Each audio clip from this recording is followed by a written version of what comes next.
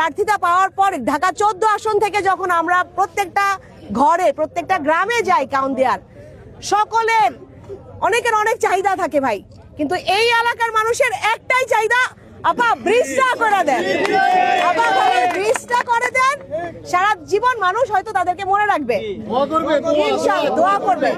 তো এই জায়গা থেকে আমরা বলতে চাই যে আমরা যারা জাতীয়তাবাদের বিশ্বাসী, যারা আমাদের মাননীয় প্রধানমন্ত্রী জনাব তারেক রহমানের আদর্শে বিশ্বাসী, তার নির্দেশনা অনুযায়ী কাজ করে যাচ্ছি। তো সেই জায়গা থেকে আমরা বলতে চাই, বিগত নির্বাচনে কিন্তু কাউন্দিয়া বনগাঁও ধানের শীষকে বিজয় করে দিছিল।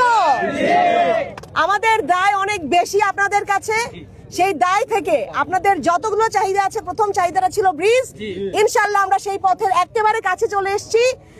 আমাদের প্রধানমন্ত্রী ঢাকা 14 আসনে যেদিন এসেছিলেন আপনাদের মাঝে, আমাদের সবার মাঝে একটা ওয়াদা, প্রত্যেকটা কথার মাঝখানে শুধু স্পেসিফিক যেই ওয়াদাটা করেছিলেন, প্রতিশ্রুতিটা ছিল বনগাঁও কাউন্দিয়ার জন্য ব্রিজ লাগবে, আমরা করব ইনশাআল্লাহ।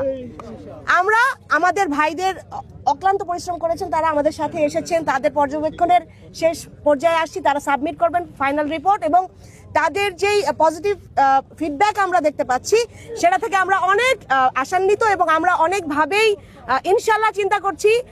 আমরা আমাদের পক্ষ থেকে আপনাদেরকে বলে যাচ্ছি, আমার প্রধানমন্ত্রী জনাব তারেক রহমান সহ ইনশাআল্লাহ এই ব্রিজ উদ্বোধন হবে খুব শীঘ্রই।